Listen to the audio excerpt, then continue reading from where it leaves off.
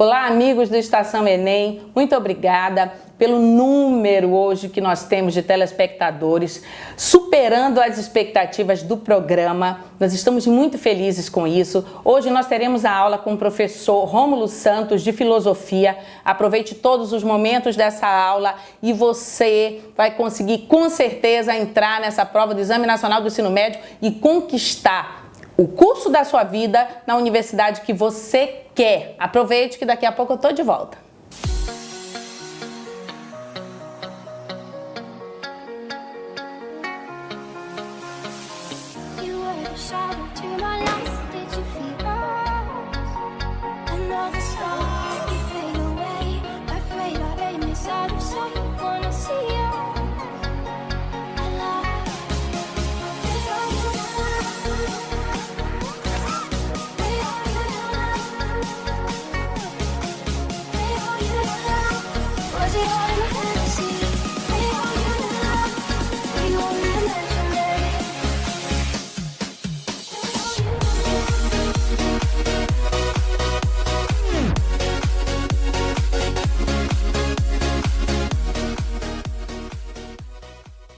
A professora Rosana, ela entrou na minha vida e até hoje eu chamo ela de mãezinha, porque foi a figura que ela representou na minha vida, já que eu não tinha nenhum parente morando comigo aqui na cidade.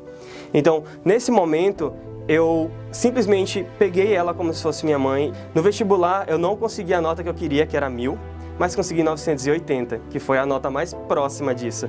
Então eu saí muito feliz. Fora nos outros vestibulares em que eu participei que não eram vinculados ao Enem, vestibulares tradicionais, em 2 deles, em 2 particulares, eu consegui nota máxima na redação. Ainda consegui uma bolsa integral em uma das faculdades particulares, que hoje é a 4ª melhor do Norte e Nordeste. O Grupo RB é incrível, ele foi essencial para a minha aprovação e está sendo essencial para a aprovação de vocês. Então, até breve, até a medicina, meus futuros colegas. Eu sou Rosana Bastos e eu acredito no seu sonho.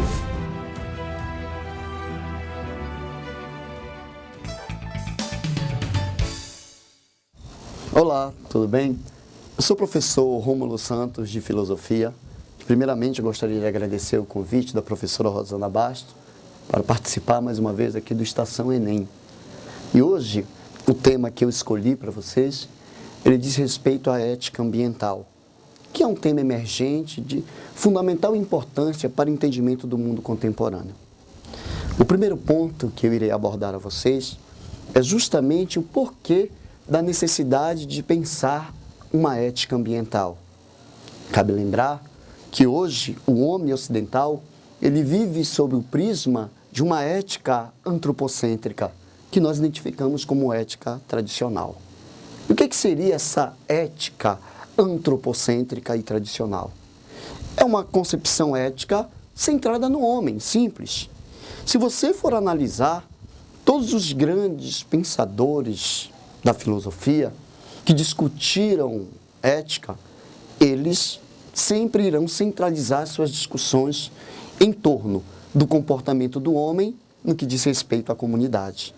Você sabe que a ética, ela trata-se de uma reflexão da moral, uma reflexão do comportamento humano.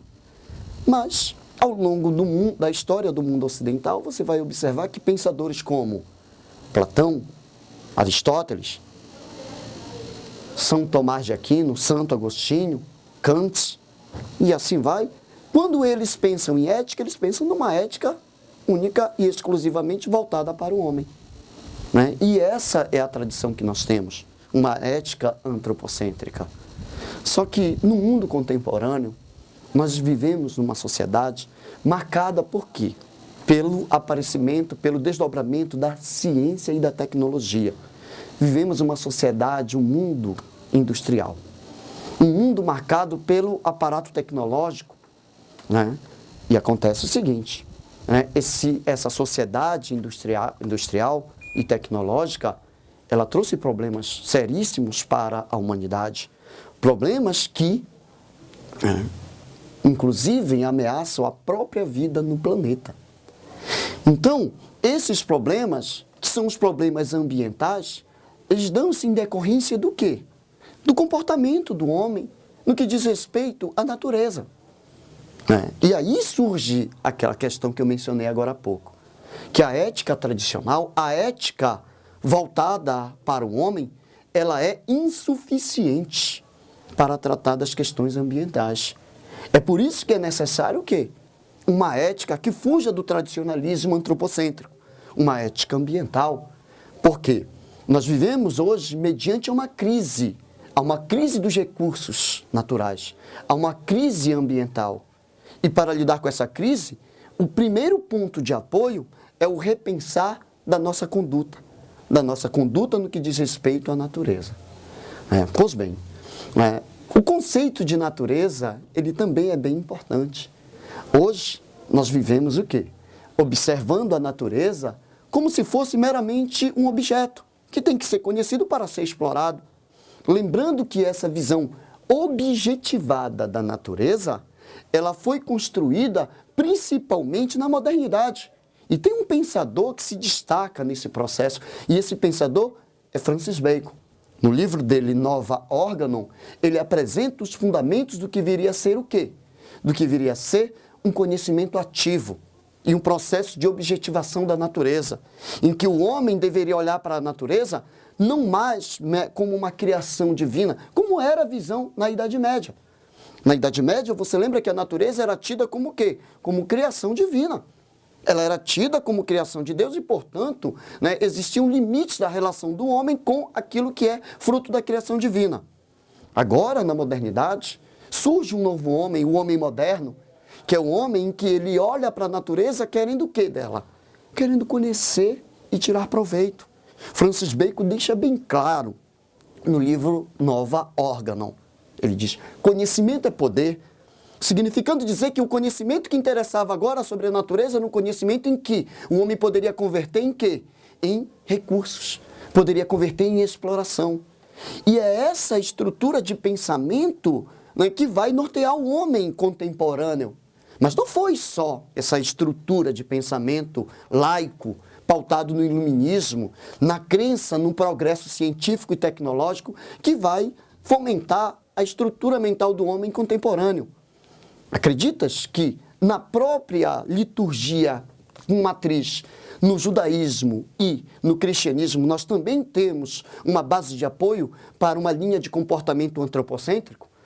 Lembrando que lá na Bíblia, lá no Pentateuco, nós temos o criacionismo, em que o homem ele é observado na teoria criacionista, na teologia criacionista, como o quê? Como uma criação de Deus. Mas uma criação numa condição especial, é o Filho de Deus, é o herdeiro de tudo que tem aqui. Essa condição fez com que o homem viesse a desencadear um comportamento indiscricionado no que diz respeito à natureza. Então aí você tem a soma de uma matriz religiosa e de uma cultura laica que irão colocar o homem numa condição privilegiada no que diz respeito à natureza. Uma condição de privilégio. Por quê? O homem ele vai se posicionar a partir da tônica de que ele poderia o quê? Poderia explorar a natureza. E o resultado dessa linha de comportamento é o quê? É a crise ambiental que atualmente estamos vivendo. Mas essa crise ambiental, ela tem uma dificuldade tremenda de ser percebida pelo homem contemporâneo. Mas por que essa dificuldade? Porque o homem comum, o homem médio do mundo contemporâneo, ele não consegue despertar de uma forma precisa uma consciência ambiental, em virtude das estruturas mentais que se fazem presente nesse homem, que foram fomentadas nesse homem. Eu acabei de apresentar a vocês, agora há pouco, dois elementos importantíssimos dessa estrutura mental que irá orientar, que irá fomentar uma linha de comportamento no homem em que nós iremos perceber o seguinte, que esse homem, ele mostra-se insensível no que diz respeito às questões ambientais. Então, é extremamente importante nós resgatarmos e repensarmos essa ética. Construímos uma nova ética, uma ética ambiental, uma ética que leve em consideração não apenas o homem, em que a consideração moral ela vinha se estender para quem? Para algo que vai além do homem, que venha se estender ao que não é humano. Uma ética que leva em consideração o quê? Os animais, a natureza de modo geral. É por isso que é necessário repensar. E tem mais. Essa ética, ela é extremamente importante, essa ética ambiental. Por quê? Pela condição alarmante em que nós estamos vivendo hoje. Existe uma necessidade de se repensar a conduta humana, porque se o homem não pensar essa conduta humana, os problemas podem ser trágicos, tão trágicos que ameaçam até a própria vida no planeta. E é exatamente diante desse problema, dessa questão ambiental, e da estrutura de pensamento que norteia o homem, que se faz necessário um repensar de uma ética ambiental. Mas aí nós iremos observar o seguinte: existem algumas propostas de ética ambiental que você tem que perceber, que é extremamente necessário cada um de vocês perceberem. Nós temos um livro de Hans Jonas, um livro chamado Princípio Responsabilidade, com o título de Princípio Responsabilidade. Ele faz uma investigação sobre o comportamento do homem, ou o tipo de homem que predominou em decorrência do projeto iluminista. Nós vimos, quando você estuda na história, na filosofia, a constituição do homem moderno, sobre o prisma do discurso iluminista, em que se apostava no uso da razão para o desenvolvimento da ciência e da tecnologia, sendo que a ciência e a tecnologia estariam a serviço da humanidade.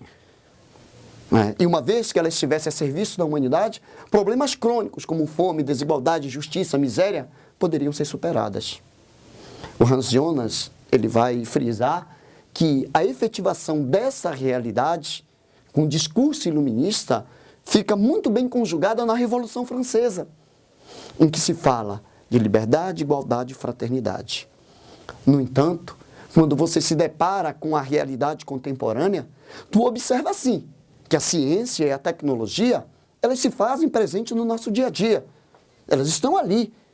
Tem até um outro pensador que cabe ressaltar aqui, chamado Heidegger, em que no livro dele, O Ser e o Tempo, ele fala da perda da autenticidade humana, justamente porque ele constata que cada vez mais o homem se torna dependente desse aparato técnico-científico que integra a sua realidade. No entanto, nós iremos perceber também que a ciência e a tecnologia, elas não estão totalmente comprometidas com a condição humana. Elas submeteram-se ao quê? Ao mercado. A ciência e a tecnologia, elas estão mais vinculadas ao mercado do que à condição humana. É por isso que hoje, os problemas crônicos da humanidade, que agora há pouco eu assinalei a vocês, eles não foram superados. E o pior, a ciência e a tecnologia, segundo Hans Jonas, elas estão a serviço de quê? Além de estar do serviço do capital, elas mostram-se inconsequentes na relação com a natureza e com o próprio homem. Tanto é que nós vamos observar que a tecnologia, a ciência, muitas das vezes são aplicadas para o quê? Para a morte. Só lembrar do evento que seria o desfecho do que viria a ser a Segunda Guerra Mundial. A bomba atômica, em que tu observa a ciência e tecnologia sendo aplicadas, mas não para o bem da humanidade, não para solucionar problemas crônicos, mas sim para o quê? Para responder a uma relação de poder político e geográfico. Então, Hans Jonas, ele alerta, ele fala, olha, ou o homem assume a sua responsabilidade agora, ou a própria permanência da vida não vai ser possível para as futuras gerações. Que essa linha de comportamento que nós temos, uma linha de comportamento em que a natureza ela é observada meramente como um adendo, como algo que tem que ser conhecido para posteriormente ser explorado, vai levar ao fim da própria existência humana. Então, Hans Jonas, ele diz, nós temos que ativar esse princípio responsabilidade, a responsabilidade com as gerações futuras. Ele aponta a necessidade de nós repensarmos essa condição ética. Mas também nós temos outras propostas que vão além da de Hans Jonas. Nós temos algumas concepções éticas que valem a pena, que representam uma extensão da consideração moral do homem. Por exemplo, nós temos o seiscentismo. O que é o seiscentismo?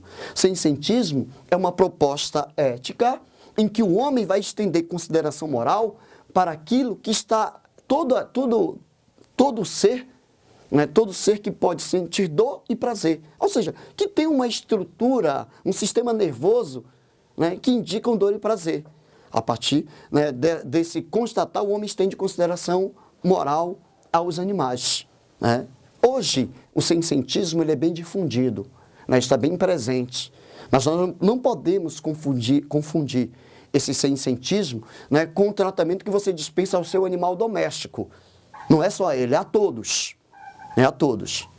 Uma outra forma seria o chamado biocentrismo, né? Uma extensão em que o homem vai estender consideração moral, é uma discussão ética em que o homem estende consideração moral a quem? Ele vai estender a tudo aquilo que tem vida.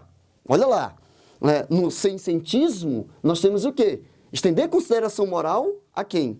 Estender consideração moral a quem pode sentir dor e prazer. No biocentrismo, a tudo aquilo que tem vida. Né? E por fim nós temos, né, o ecocentrismo. O que seria isso daí? Né? O ecocentrismo, né, nós vamos estender consideração moral a tudo aquilo, representa uma visão holística, a tudo aquilo que compõe o nosso ambiente. Por julgar que tudo que compõe o nosso ambiente é importante para a manutenção da vida e da harmonia. E assim, nós observamos essas propostas, né, de discussão de ética e moral. É importante também ressaltar que a relação do homem ela tem que ser fundamentada na sustentabilidade, que é outro importante conceito, né, como uma resposta a essa discussão sobre ética e moral. Então, amigos, a partir do momento em que eu apontei a vocês a necessidade de se repensar essa concepção ética tradicional e apontei elementos que envolvem, né, uma discussão travada por Hans Jonas, né, o princípio e responsabilidade, e as 3 propostas de ampliação sobre ética e moral pautado, né, no sencientismo, biocentrismo e ecocentrismo, nós iremos observar, né, que existe sim uma saída de se repensar essa relação com a natureza a ponto de nós desenvolvermos uma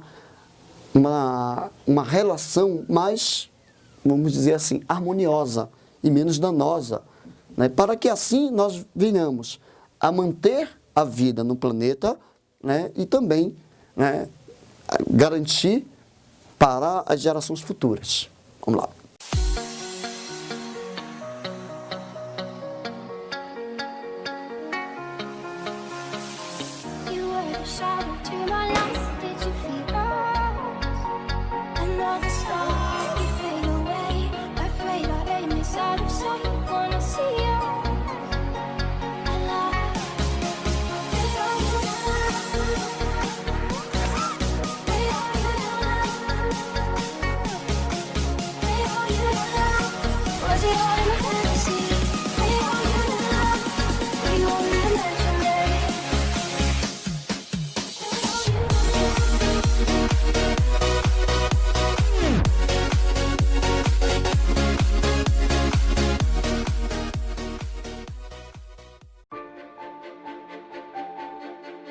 Hoje são mais de 2.000 alunos e tudo começou num pequeno curso de redação. A vontade, ainda tímida, de transformar sonho em realidade ganhou um espaço em minha vida.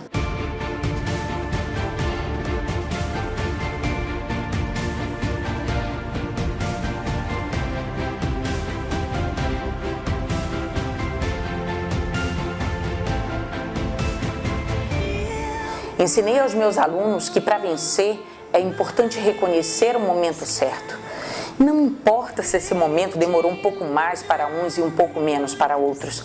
O que precisamos mesmo é de coragem para vencer e de alguém que confie nessa luta como se fosse sua também. Eu sou Rosana Bastos e eu acredito no seu sonho.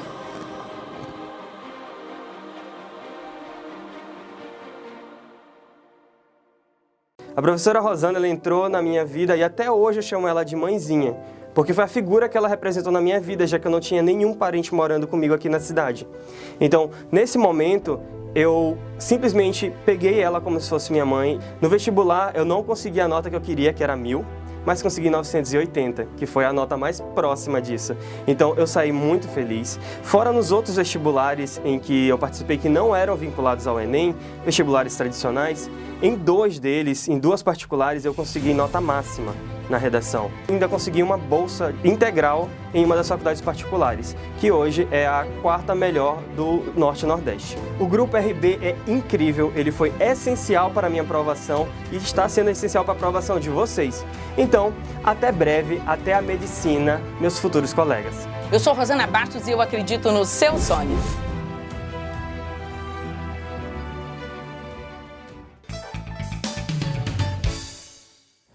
Pronto, filhos, chegamos ao final de mais um programa Estação Enem. Professor Rômulo Santos, muito obrigada.